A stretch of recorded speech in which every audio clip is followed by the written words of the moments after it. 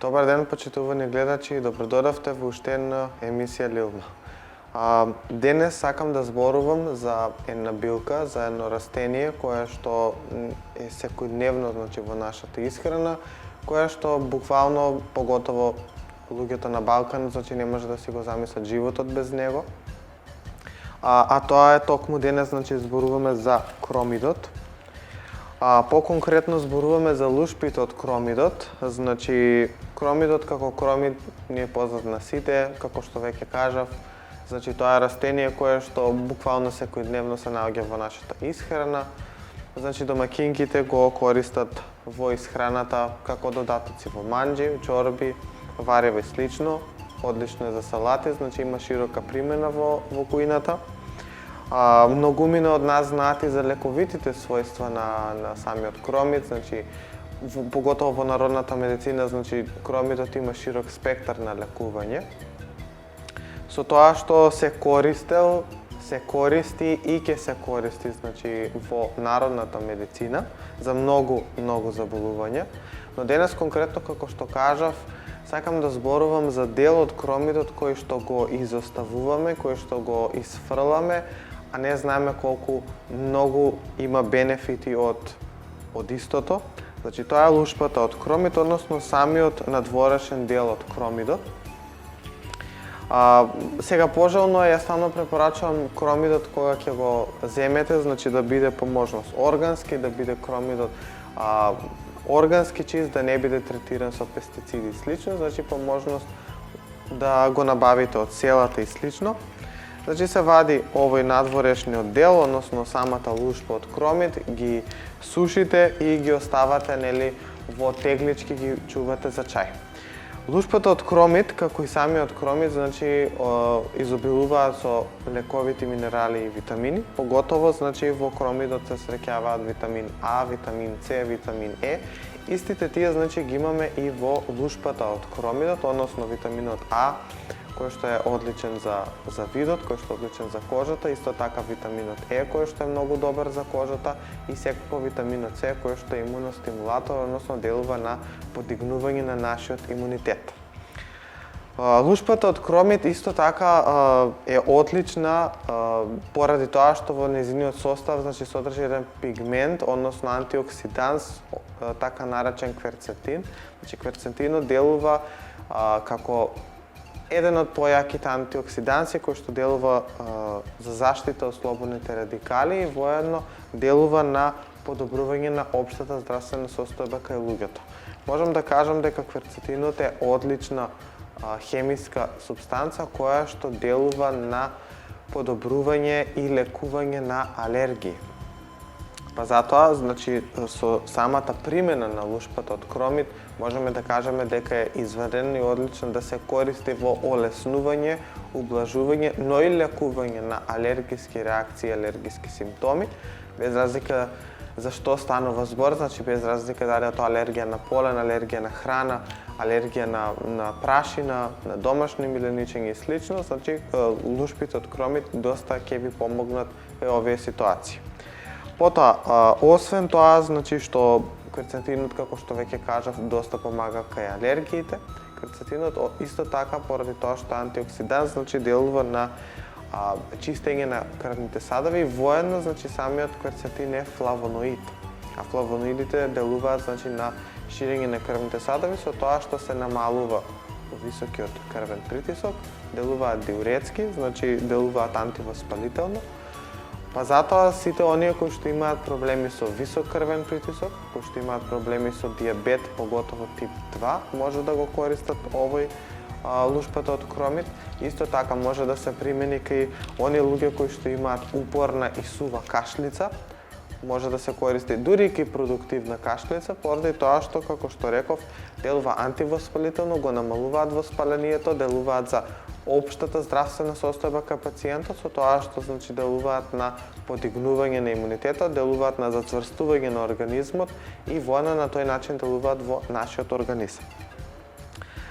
Доста студии исто така покажале дека одличен е да се лушпата од кромид, одлично е да се користи и кај рак на дебелото црево, поготово во почетен стадиум, како плюс од нели како додатна терапија од она што веќе ја користи пациентот со цел да се ублажат болките, да се ублажат последиците од хемотерапијата или од веќе настанатата болест. Лушпите од кромидот имаат доста антиоксиданци со тоа што делуваат антиоксидативно, имаат антисептичко делување, имаат антивирално, односно антивирусно делување, имаат антибактериски, антигабично и антимикробично дејство. Значи може да се користи при настинки, може да се користи при грип, поготово нашите стари ја користеле лушпата од кромид за варење на чај, односно за приправка на чај, кој што е извареден и одличен за лекување на проблеми со плуќа, проблеми со грло, проблеми со крајници, проблеми со сува кашлица, надразнато грло и слично. Нас не интересира сите, значи кои придобивки и на кој начин можеме да го направиме, да ги направиме овие лекови во нашата домашна аптека. Значи тука, како што веќе кажав, чајот од лушпите од кромид.